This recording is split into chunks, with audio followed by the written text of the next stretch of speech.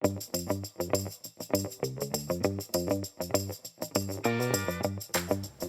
Sobat Antara, selamat datang di redaksi Olahraga.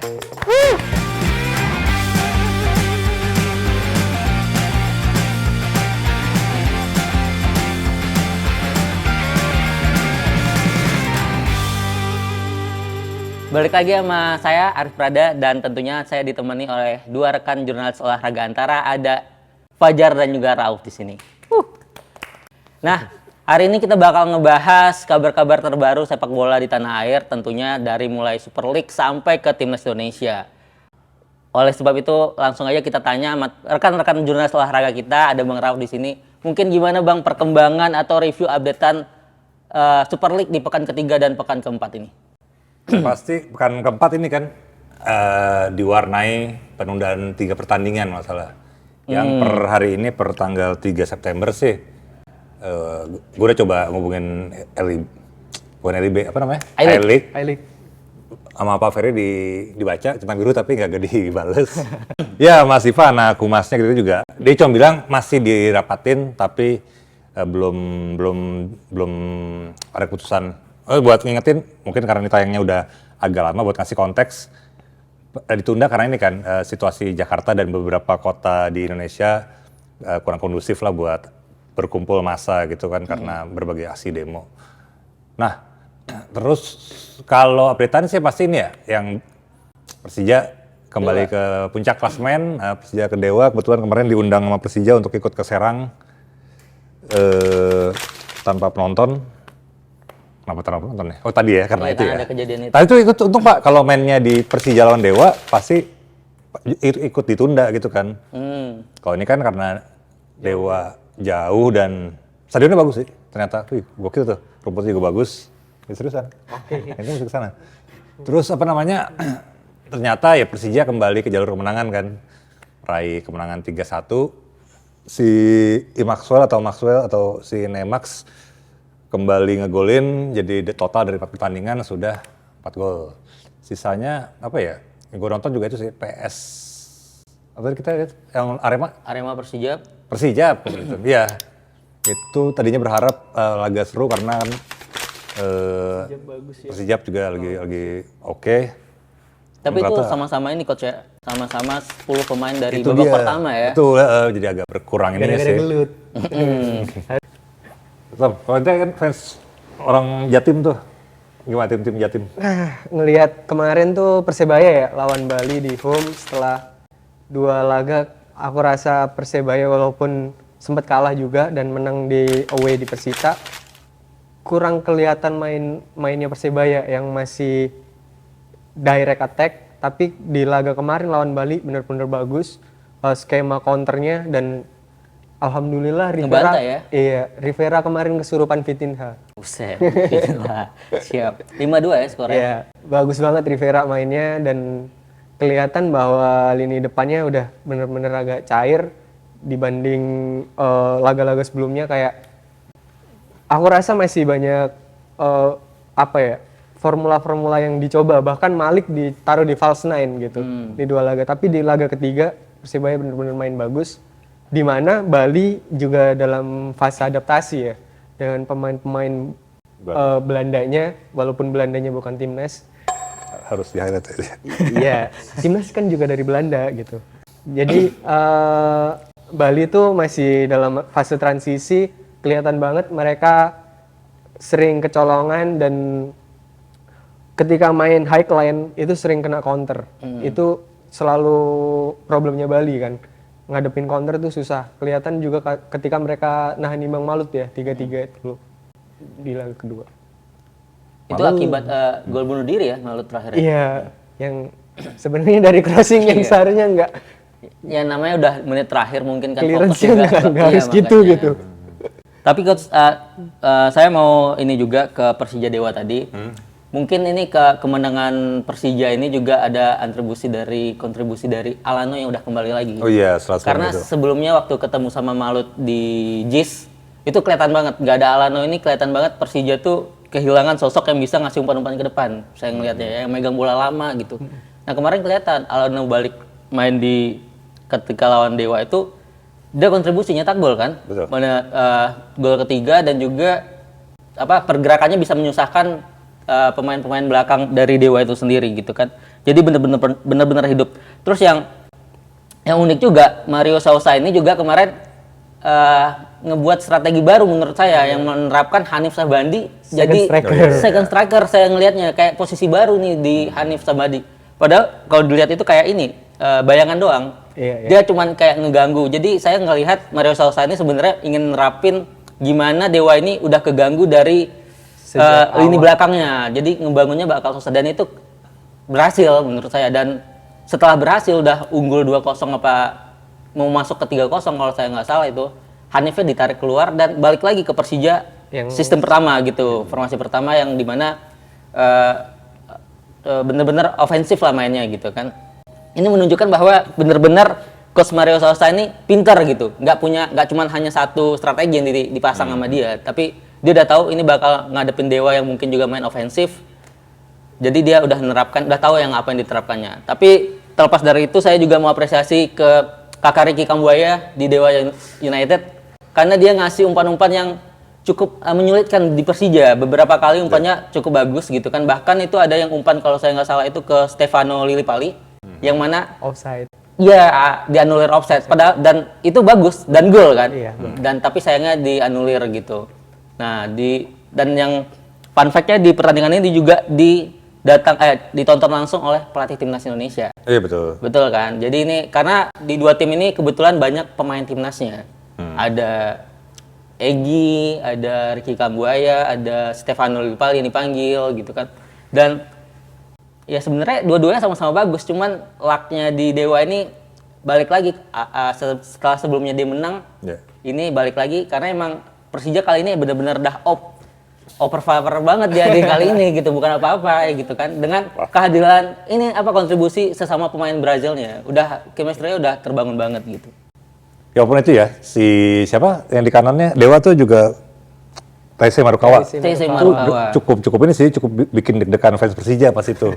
Karena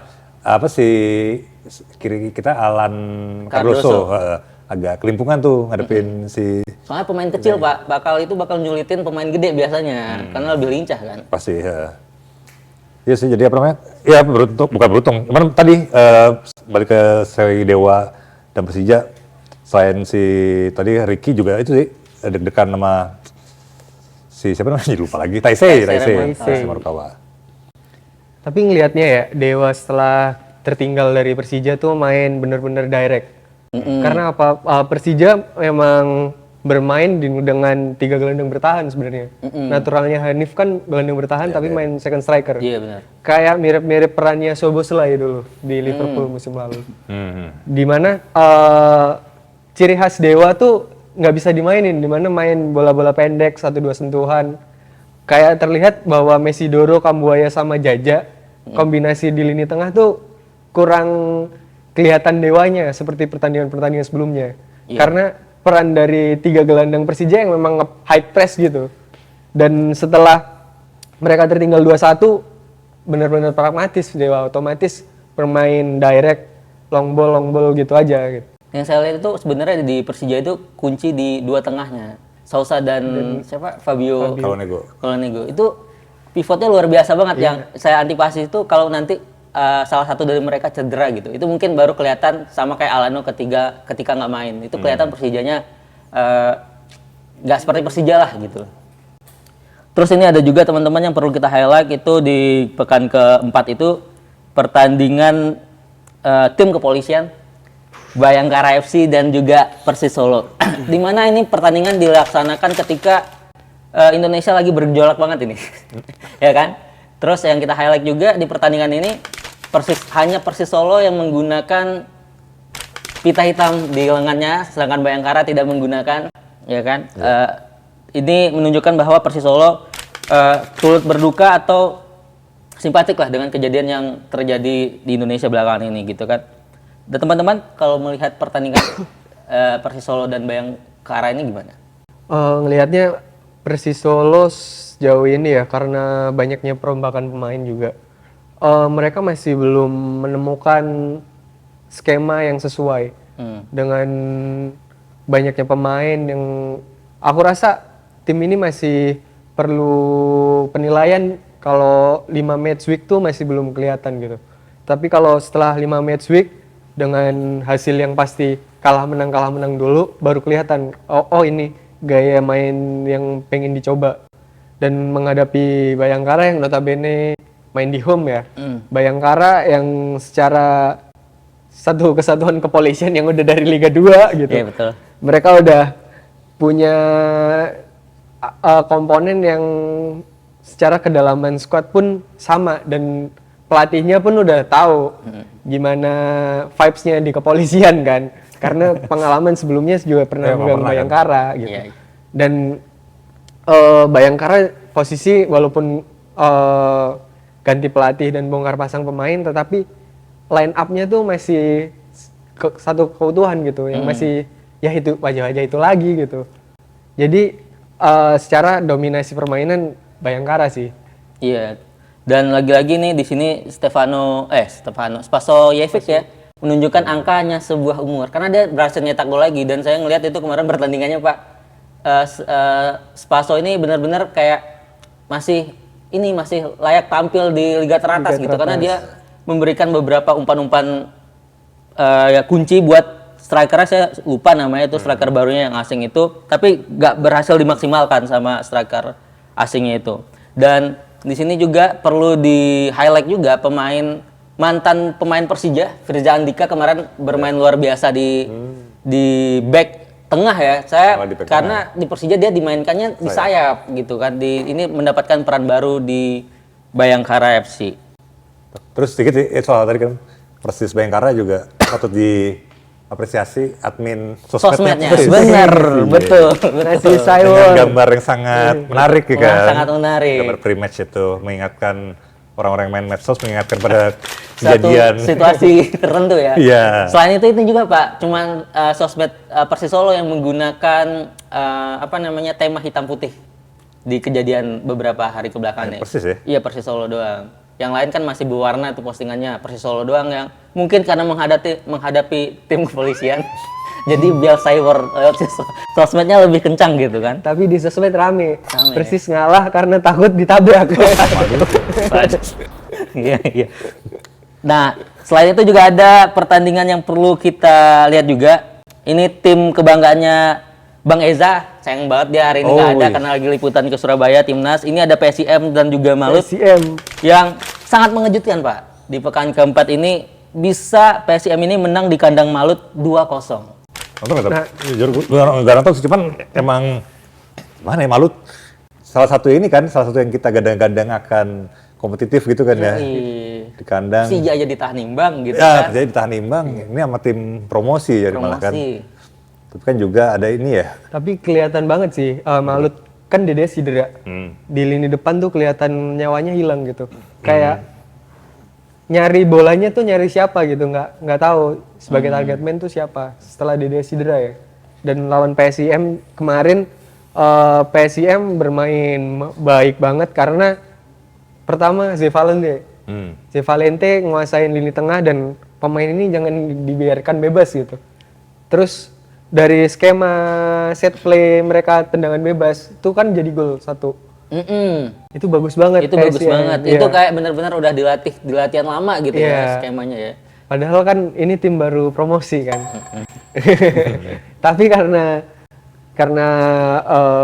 mungkin koneksinya pemain udah bagus, jadi ya wajar aja PSIM secara mentalitas juga walaupun bermain away 2 kali dia di Persebaya Malut bisa menang. Ya ini prestasi yang baik lah buat PSIM ya Laskar Mataram ya, karena di pekan pertama ini awal-awal ini PSIM ini udah mengatasi beberapa yang notabene tim-tim papan atas gitu kan. Dia bisa mengalahkan Persebaya, nahan imbang Persib Bandung, terus bisa ngalahin Malut ini gitu kan. Ini luar biasa banget bahwa bisa kita bilang juga ini PSIM ini benar-benar, kalau saya bilang sebelumnya Persijap yang kuda hitam, ini PSIM ini benar-benar kuda hitam lah dibilang. Karena pasti orang-orang kalau nonton PSIM nih dengan lawan-lawannya kayak kemarin itu, bukan meng-underestimate, tapi pasti orang-orang mungkin lebih mengunggulkan. Kayak kemarin mungkin Persib bakal diunggulkan gitu kan, Persebaya di home bakal diunggulkan, tapi PSIM bisa ngelawan gitu.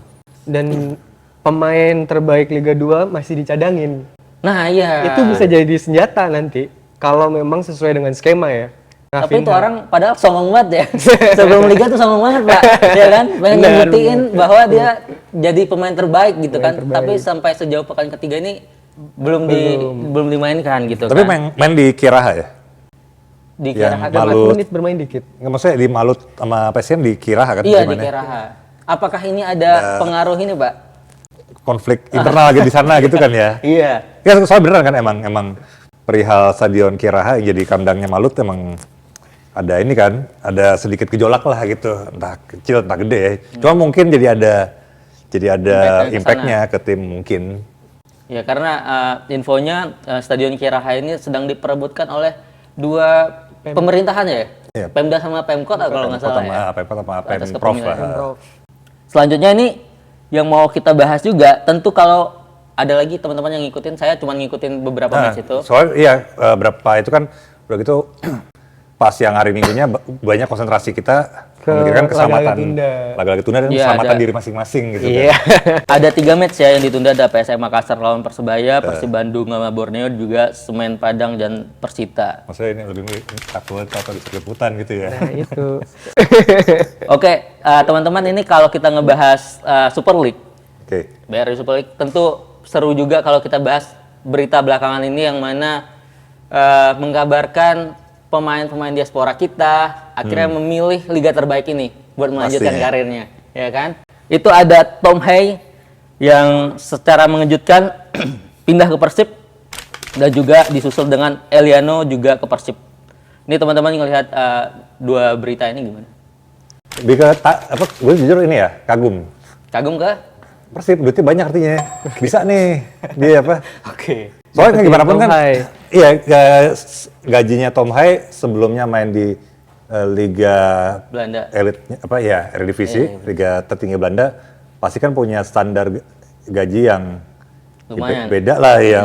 Mungkin jauh beda gitu sama teman-teman pemain yang main di sini. Oke lah, kita misalnya compare sama musuh bebuyutannya Persija.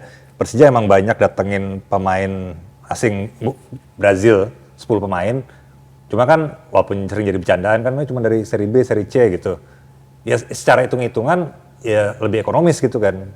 Nah, ini si Persib datengin Tom Hay yang gajinya pasti gede. Ya hebat juga nih bisa memenuhi itu gitu.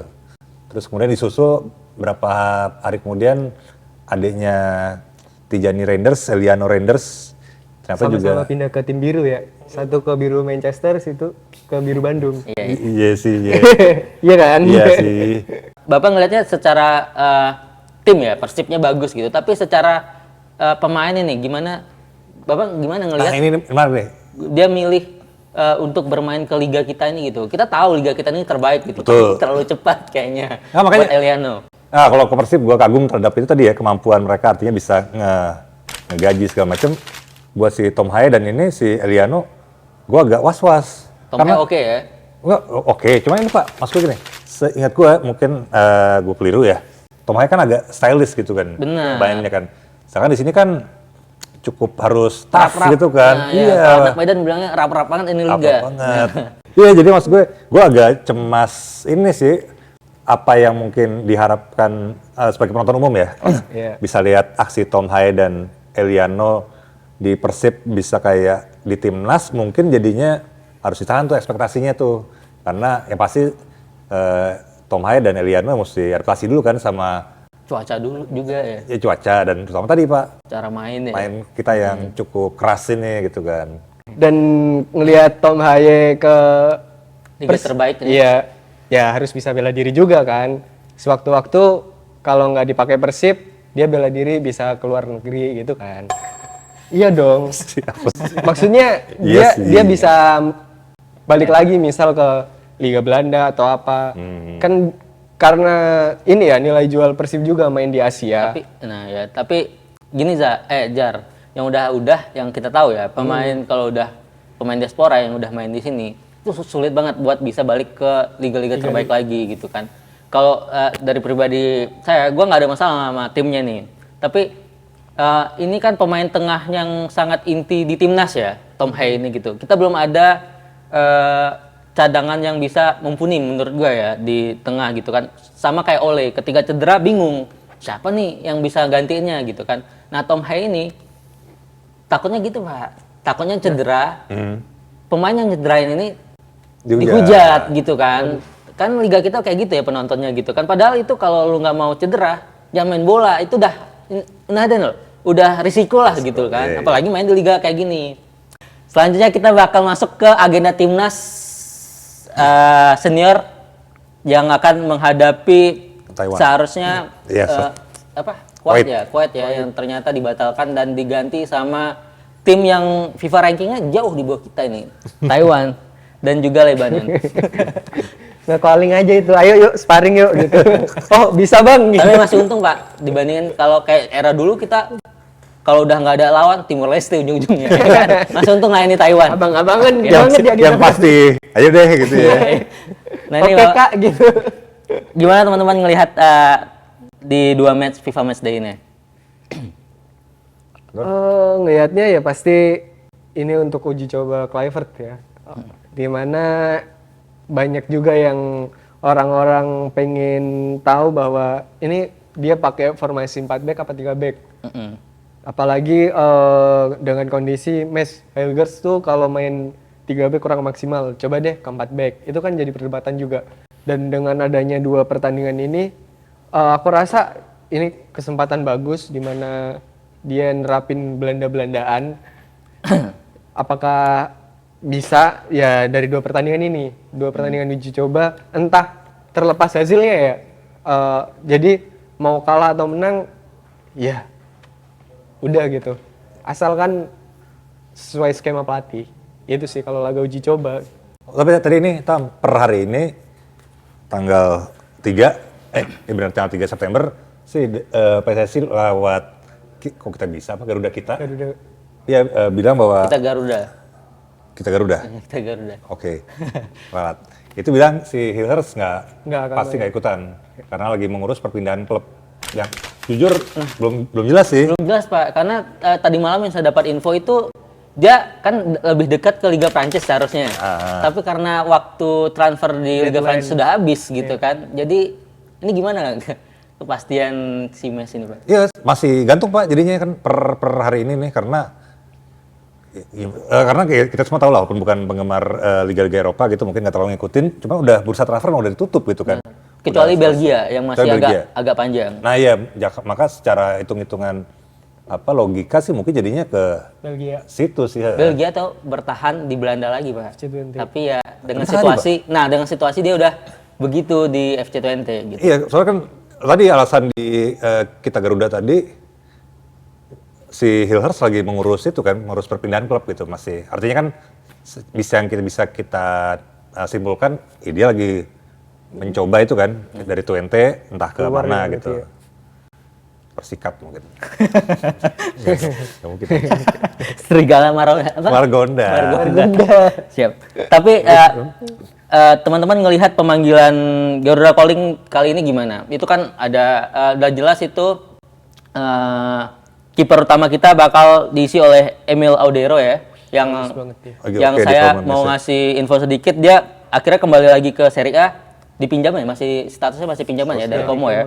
Ini main di Cremonese.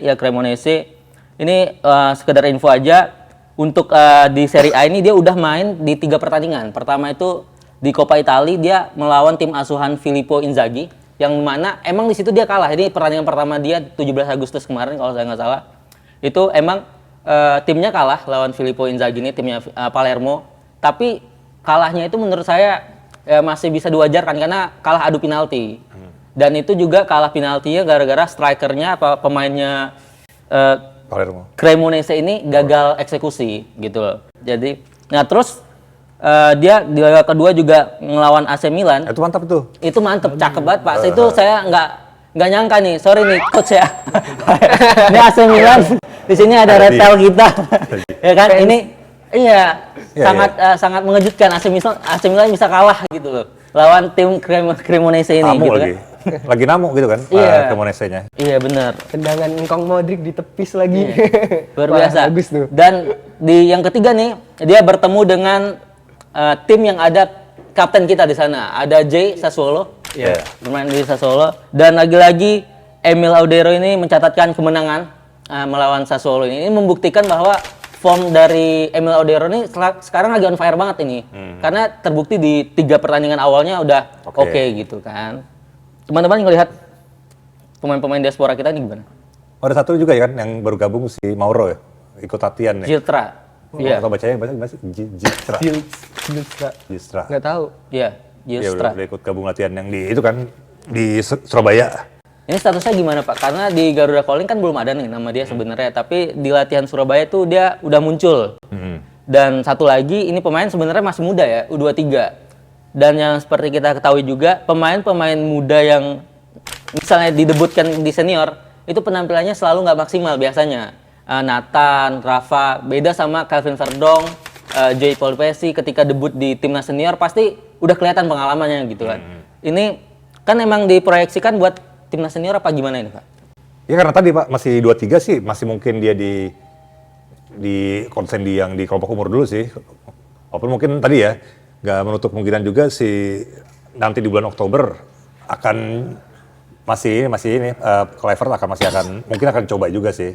Dia kan tadi kan kayak si Fajar bilang 2 pertandingan ini akan dimaksimalkan buat nyari tahu. Karena tadinya ini kan Pak, tadinya kenapa lawannya tadinya Kuwait dan Lebanon kan alasan Pak Erik kan tim-tim Timur Tengah gitu kan. Menyiapkan kita nanti di round 4 kualifikasi ketemu tim-tim Timur Tengah juga. Nah, jadi tadi kan 2 pertandingan ini dan si Mauro kayaknya sih buat part of ya Pak Kluivert nyari formula terbaik sih. Untuk pengganti Ole mungkin ya depannya disiapkan. Mauro tuh depan ya? Striker. Ya. Iya. Striker. Dari Fajar dulu ada Jar yang mau lu highlight dulu. Soal Emi ya. Emi. Emi tuh sebenarnya kemarin juga sempat dirumorkan ke Inter Milan buat Milan, cadangan, ya. Karena kita tahu juga CV-nya dia memang bagus ya. Di Serie A dia abang-abangan lah, bukan lagi ade-adean gitu. Karena pengalaman dia sempat juga di Juve, Inter dan lain-lain. Tetapi dia memilih tidak untuk Inter Milan karena susah banget geser Sommer. Akhirnya dia memutuskan buat ke klubnya sekarang, Cremonense. Dan notabene di Como persaingan juga sulit ya. Como sekarang di era Cesc Fabregas, pelatih. Kipernya Masih pakai kiper tua dulu sebenarnya. Reina ya? Pepe Reina. Pepe Reina. udah zaman dulu banget ya masih Iya, ini ya. tetapi karena Como sekarang fasenya transisi ke pemain-pemain muda, kayaknya Emi akan susah tuh dapat nggak menit masuk bermain. skema lah ya.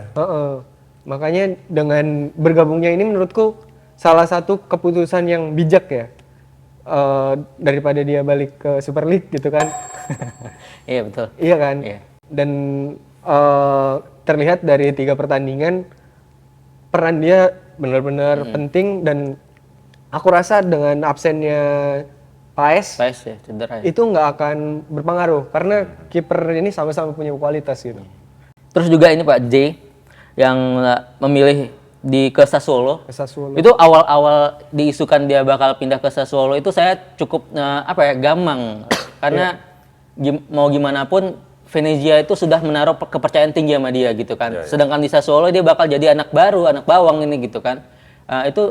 Saya sempat ragu nih, lu kalau ninggalin ini takut jam terbangnya hilang gitu kan. Tapi ngelihat karena kebetulan di laga pertama dia nggak dimainkan tuh di Liga Italia dan akhirnya baru pas ketemu sama Emil dimainkan walaupun kalah, tapi ini menjawab keraguan bahwa dia bisalah bersaing untuk di pos reguler di lini bertahannya Sassuolo itu Pak. Nah, menariknya Jaitzes tuh sebenarnya rumornya bukan ke Sassuolo ya yang gencar ya, tapi Torino lebih ke Udinese. Udinese ya. Tetapi kenapa Udinese nggak bergerak? Karena dia nunggu backnya dijual dulu, baru nanti beli Jaitzes. Dan yang baru melakukan pergerakan konkret untuk meyakinkan Jaitzes justru Sassuolo. Yang notabene dari skema mungkin akan ada penyesuaian ya. Karena dia di timnas maupun di Venezia main 3 back. Sekarang Jaitzes dihadapkan untuk bermain 4 back. Yang notabene Jay ini kan bukan pemain yang terbilang agresif ya, tapi tipikal back kayak Van Dijk. Klinis dia. Iya. Itu akan kesulitan ketika dia nanti koordinasi siapa yang harus ambil bola duluan gitu kalau main 2 back. 4 back itu sih. Ya kita harap dengan setelah 3 laga dia akan dapat menit reguler lah. Oke.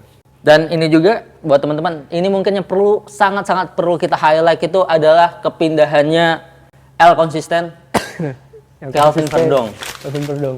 Ini sejarah banget Pak, ya kan harus kita apresiasi. Ini baru mentalitas anak Aceh nih Pak.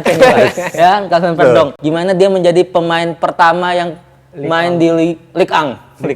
Iya, Liga 1 udah. Liga 1. Nggak ada. Liga 1 Prancis ini Pak. Ini gimana teman-teman ngelihat kepindahan dari Calvin Verdong ini ke Lille? Ya, aku ngelihatnya Lille tuh klub yang Papan atas ya. Sekarang ya bisa dibilang bukan levelnya PSG ya, tapi selalu membayangi PSG Pak. bener. Nah, Untuk Prancis tuh top tier. iya.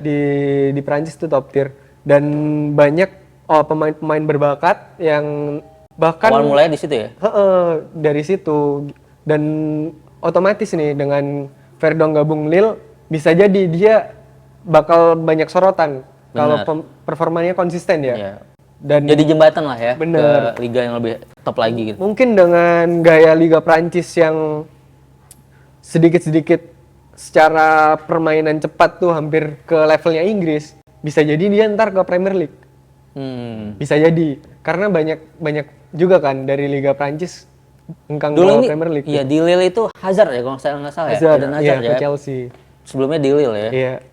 Dan aku rasa dengan posisinya sekarang fokus dulu deh untuk mendapatkan menit reguler gitu. Benar.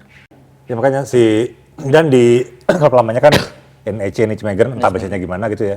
Dia juga disayang lah gitu kan. Sayang banget ini. Makanya kenapa perpisahannya cukup. Soalnya kan awal musim dia masih main kan artinya buat Nijmegen 2 apa 3 match gitu. 3 match. Iya. Perpisahannya dia sama Dibuatin ini lah ya, koreo lah ya. Koreo. Ya kalau pemain nggak ada kontribusi pasti nggak akan digituin gitu kan. Terus pindah ke Lille yang lambangnya kayak Pordasi kan, ada kudanya gitu. Kuda ngadep kanan, Pordasi siapa ya? Kuda kanan ini. Nah itu kan apa namanya? Juga ngebuka jalan. Gue sih nggak berharap, maksudnya mungkin si Tama punya visi ke depan gitu akan bisa ini itu si Verdong ya tadi sih punya menit bermain reguler udah sangat oke. Apalagi Lille main di Eropa juga nih. Eropa. Ini Lille ini di 5 musim belakangan selalu berada di 5 teratas, bahkan 2020 dia menjadi juara Ligue 1 ya. Dan yang perlu disoroti juga, ini pesaing Verdong di kiri nanti. Ini sama-sama baru datangan dari ada pemain asingnya dari Real Sociedad, saya nggak tahu lupa namanya. Tapi ini sama-sama berposisi back kiri gitu. Ini jadi pesaing Verdong. Semoga Verdong bisa membuktikan dan bisa mendapatkan tempat utama. Karena pemain dari Real Sociedad ini dari transfer marketnya ya cukup tinggi dibandingkan sama Verdong. Verdong itu cuma 4,9 atau 59 M. Dia ini udah di angka 80-an, 90. Nah, aku ngelihatnya sih Verdong akan bersaing ya karena dia tipikal pemain yang versatile. Selain bisa main di back sayap kiri, dia sebenarnya back tengah. Dan di NEC Nijmegen kalau kita bicara musim lalu, dia lebih sering diposkan di back tengah. Yang dimana sebenarnya Verdong nih akan cocok kalau main di Inter ya, yang tipikal backnya bisa back tengah tuh eksplosif ke depan, maju mundur. Itu sangat backnya Simone Inzaghi lah sebenarnya. Iya, siap. Tadi malam ya, sebelum kita syuting ini udah ada kabarnya bahwa Verdong ini sudah mendarat di Indonesia untuk mengikuti pusat pelatihan di Surabaya. Kita doakan semoga yang terbaik buat Verdong. Udah nggak sabar ngelihat gimana Dembele dikantongin nih sama Verdong. Waduh. Nanti di Ligue 1 ya. Waduh. Nah ini teman-teman selanjutnya ada Bapak tadi habis liputan Milano anak Depok ini gimana Pak perkembangannya? Gak ada perkembangan apa-apa sih Pak. Maksudnya gini, bukan gak ada perkembangan. Soalnya kan beberapa hari lalu tuh emang udah orang-orang Kemenkum, administrasi hukum umum khususnya bilang akan mengambil sumpah WNI-nya si Miliano Jonathan per hari ini, per tanggal 3 September. Dan tadi sekitar pukul 13 apa ngaret. Oh. Itu digocek pula Pak. Itu kan ciri khas lah. budaya. Iya, udah ngambil sumpah WNI. Cuman tadi langsung hilang Pak, nggak bisa di doorstop. Mungkin Jadi langsung ke latihan kali, Pak? mungkin. Iya. Tapi ini dulu Pak, ngurus administrasi dulu kan. Berarti Gitu. belum beli batik di Sarina dong? Nanti mungkin. Oh, Sore-sorean. biasanya kan harus gitu. Gitu. Iya, sebelum habis sumpah beli batik dulu di Sarina. ngejar kereta, Ngejar punya kereta. pesawat ya. Oh, oke. Gua kira itu jadi budaya beli batik, ternyata enggak. Udah anjing. emang aret gitu. Tapi Pak, ini Miliano ini diproyeksikan apakah dibuat timnas U23 kita, apa langsung ke senior? Karena melihat umurnya masih 21 tahun ya, masih muda banget. Kayaknya sih tetap ke ini dulu Pak, teman anak Depok ini akan di yang kelompok umur dulu. Oke. Baru nanti kalau emang lagi teman tadi ya nggak menutup kemungkinan si Kluivert akan Manggil dia. untuk mencoba gimana pun coba memperbanyak opsi gitu kan, memperbanyak opsi karena dia juga setahu gue juga udah ada obrolan gitu sama Kluivert sih. Jadi tetap terbuka peluang. Dan ini mendapat sorotan banyak dari media Belanda juga ya, kepindahan Miliano ini memilih Indonesia gitu, karena orang-orang sana tuh udah berharap Miliano ini dia pemain potensial lah di sana yang buat bergabung buat squad Orange gitu kan. Iya. Sama kayak Mes dulu ya. Iya, sama Yang Messi dinilai bakal potensial ternyata dibajak oleh Indonesia. Sama kayak Tijani dulu, cuma Tijani duluan milih ke sana. Gitu Oh kan. tapi dikit Pak, tadi Pak soal hari ini kan sebenarnya obrolan kemarin tuh tahu bahwa akan diambil sumpah WNI si Miliano hari ini tuh karena beberapa hari lalu saya liputan naturalisasi lagi, tapi bukan sepak bola. Oh, apa tuh Pak? Kali ini ice hockey atau hockey es. Jadi per hari Minggu, lupa tanggal berapa, pokoknya hari Minggu kemarin itu Indonesia atau FHI, Federasi Hockey Es Indonesia telah menaturalisasi 4 pemain asal Rusia. Satu orang seumuran gue, sekitar 40 something gitu. Sisanya sih, satu juga udah agak senior, sisanya 2 orang tuh masih Udah. awal 20-an gitu. Jadi mereka mau dipersiapkan buat SEA Games. Jadi SEA Games Thailand tuh nanti akan ada cabur ice hockey. Nah kayaknya Indonesia nih sangat dengan niat ini ya, misalnya dengan merekrut teman-teman Rusia ini kayaknya sangat bernafsu nih punya medali emas pertama dari ice Cabang hockey, hockey olahraga es. es ya. Tapi jadi pertanyaan Pak, ini di es hockey ini apakah naturalisasi yang dilakukannya itu prosesnya sama dengan sepak bola gitu? Apakah dia punya darah Indonesia juga? Atau kalau misalnya pemain Super League itu kan paling tidak 5 tahun berkarir di Indonesia baru bisa di WNI kan? Nah kalau di hoki ini gimana Pak? Oh tidak. Makanya Gimana itu? Gimana itu? ya pokoknya kalau nggak salah kemarin ngobrol sama orang sekjen FHI-nya sih salah satu yang utamanya adalah ya si pemain ini belum pernah main buat negara aslinya, nggak asalnya. Ya bisa tuh. Soalnya yang Nggak penting itu asal usul dia punya keturunan apa ya enggak? roots-nya enggak. Karena teman-teman berempat ini satu emang udahlah berapa tahun main di Indonesia. Oh, oke. Jadi gini, buat konteks sedikit ya, kita tuh punya Liga Hoki Es. Oke. Liga Ice Hockey, klubnya ada 4 peserta. Oke. Nah, 4 pemain Rusia ini sebelum dinaturalisasi, ini dibagi ke, jadi satu klub dapat 1 Rusia lah ibaratnya gitu. Rusia. Iya. Ya gitu, cuma tadi ngejawab pertanyaannya Pradat, kembali bahwa ya tadi lebih longgar lah gitu kayaknya sih. Lebih longgar untuk perekrutan naturalisasinya di ice hockey. Berarti ini pemain subsidi gitu ya? Kan disubsidikan ke 4 klub. Iya kan? Sama Iya. federasi gitu. Nah kalau ini kan dinaturalisasi Pak ya buat SEA Games. buat SEA Games untuk meningkatkan kualitas timnya itu sendiri. Tapi ada pemain yang emang saya nggak tahu nih kabarnya masih emang apakah dia emang WNI apa enggak. Yang baru sebelum kita taping ini ada berita Adrian Wibowo Pak. Adrian Wibowo itu pemain Los Angeles FC ya di Liga Amerika. 19 tahun dan kabarnya dipanggil sama Pak Patrick. Waduh. Ini mungkin diproyeksikan ke senior apa ke U23 karena melihat umurnya masih 18.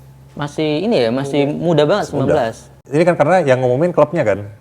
Soalnya kan dia terlihat Iya, di LFP. inian semua akses informasi ke PSSI sih belum cerita gitu memanggil si Adrian gitu kan. Cuman nih kacau. Tapi si Adrian setauku sih emang punya darah Indonesia ya. Namanya udah Iya, wibowo Pak. banget itu, Wibowo Pak. banget, Wibowo. iya. Jawa itu mah. Jawa, bener. Orang Amerika Cuman mana lahirnya nih? di US. Oke. Betul. Lahir di US. Iya.